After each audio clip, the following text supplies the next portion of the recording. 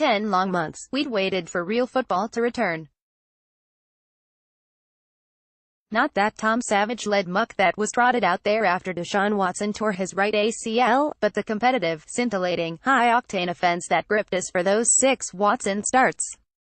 Actually, this version of real football would be even better, since it would include a healthy J.J. Watt and the newly acquired Tyrann Mathieu. It all started very nicely, with the Texans' defense forcing a 3-and-out on the Patriots' first possession.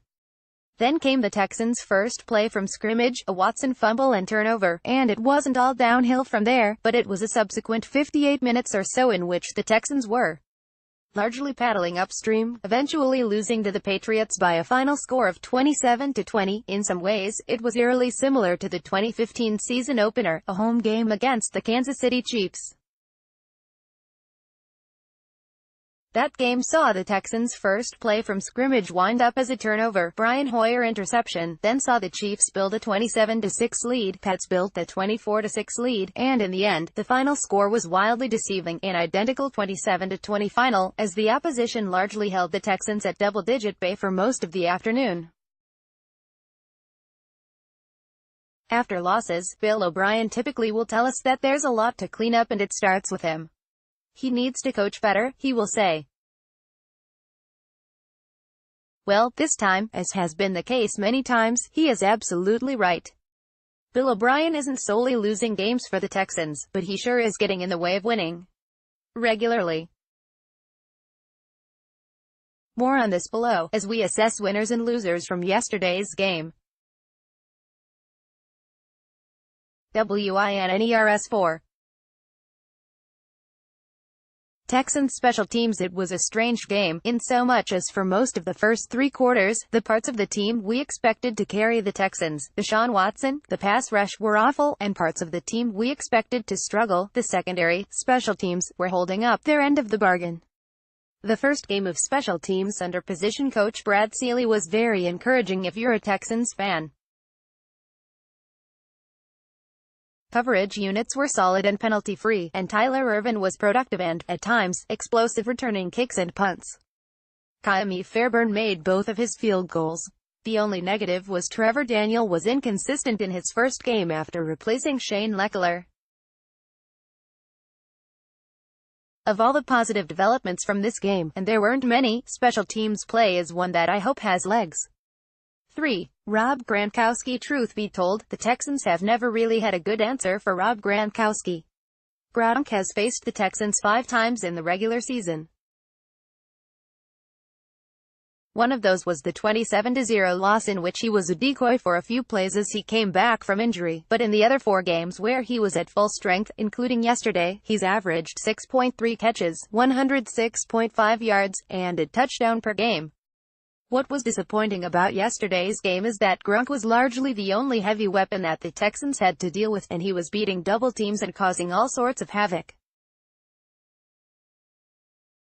One of his catches, which should have been ruled incomplete, flipped field position and caused game management aftershocks for which O'Brien had to answer in the postgame. More on this in a moment. Point 2. Texans safeties. Last season, the Texans' starting safeties in the Patriots game were Corey Moore and Andre Hale. This year, they were Tyrann Mathieu and Kareem Jackson. The upgrade was quite evident. Mathieu was able to get his hands on the ball a couple of times, with an interception and a fumble recovery, and Jackson had one of his best games in recent memory, leading the team in tackles with 8 total and causing the Gronkowski fumble that Mathieu recovered. Even rookie Justin Reed got into the act with a nice pass defense while covering Gronkowski. 1. Ryan Fitzpatrick. Well, if you are in a suicide pool, for those who are risk-averse, this is a pool where you pick one team to win each week and can only use them once per season, and when you get a pick wrong, you're out. There's a good chance you took the Saints, favored by 10 points, to beat the Bucs, who are being quarterbacked by Ryan Fitzpatrick. Unfortunately for you, Saints picker, you were the victim of the front end of the Ryan Fitzpatrick cycle, as he threw for over 400 yards and 4 touchdowns in a 48-40 win, LOSERS 4. Deshaun Watson. This is new territory, a game in which Deshaun Watson was a reason the Texans lost the game, as opposed to the 3 losses that he started last season, where his efforts were the main reason the Texans were even competitive. It started with the fumble on the opening play, and was shaky throughout the day. Watson, 50% completion percentage, was a spot-on indicator of what Watson is on Sunday. He was an inaccurate, hesitant mess for a big portion of the game, holding on to the ball in the pocket too long, and misfiring wildly on several throws. His interception that he threw was into double coverage and targeting rookie Vincent Smith. In his defense, Watson absolutely missed Will Fuller, who sat out with a hamstring injury, and it showed in the yards per catch for his top 2 receivers, DeAndre Hopkins, 9.8, and Bruce Ellington, 9.3. There was no way to stretch the field and open things up for this offense on Sunday. The three-headed pass rush monster. Every season, we talk about how awesome it's going to be to have J.J. Watt, Jadeveon Clowney, and Whitney Mercilus on the field together, and every season, something eventually happens to curtail the dynamic, usually an injury to one or more of the group. However, the odd truth in all of this is that even for the few games they've been out there together, the whole thing has been underwhelming, like the pieces just don't fit for some reason. Yesterday, the only one of the 3 who felt impactful was Watt, and that was only in the second half. For the game, the 3 combined for 7 tackles and no sacks. 2. Kevin Johnson. I hate to pick on Kevin Johnson after a game in which he suffered a wicked concussion that could have him in concussion protocol for a long time, but prior to getting concussed, Johnson unfortunately was having a 2017 Kevin Johnson kind of game, getting worked over repeatedly by Patriots receivers, missing tackles, and blowing assignments, one of which led to this hilarious Matthew blow-up on the sidelines. 1. Bill O'Brien, game manager leading up to this game. My contention was that there was no scenario under which the Texans could lose to the Patriots and Bill O'Brien would not be put squarely in the circle of blame. If it was a close loss, chances are O'Brien would have made a decision or two that negatively affected the outcome, and if it was a blowout, then O'Brien would have bigger issues of same old Texans. As it turned out, it was a 1-score loss in which O'Brien made several head-scratching decisions that greatly contributed to the loss. Here are the most egregious. 1. Late in the first half, Gronkowski made a 28-yard catch down to the Texans' 31-yard line that was questionable, at best. Replay showed that it was probably incomplete. Unfortunately, replay challenges in the final 2 minutes of each half come from the booth, so O'Brien couldn't challenge the call. The Patriots quickly got to the line to snap the ball before the replay booth could grasp if the play should be reviewed. It wasn't, and the Pats went on to score a TD to go up 21-6. O'Brien could have used one of his 3 timeouts to at least stop the game and give the replay booth a chance to catch up and look at the catch.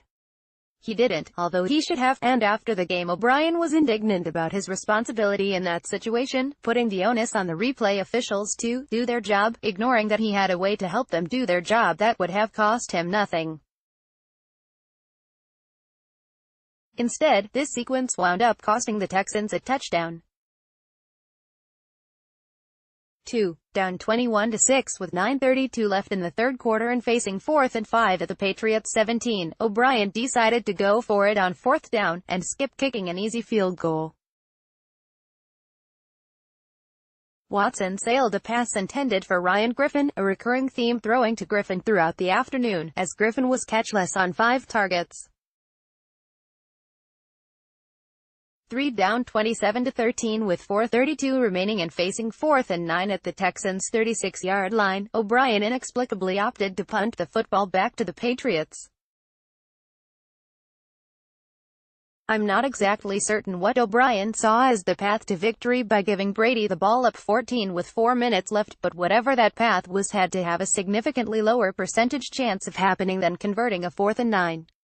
That said, Riley McCarron, Pat's punt returner, was kind enough to muff the punt, which was recovered by Johnson Batamosi, giving the Texans a 1st and 10 at the Patriots' 16-yard line. That led to point 4, somehow the Texans needing to use 2:24 to move the ball 16 yards and score a touchdown. The most bewildering play call was a QB draw on 1st and goal at the 1-yard line. Watson was knocked back for a 5-yard loss, then burned off 40 seconds huddling and gesturing at the line of scrimmage.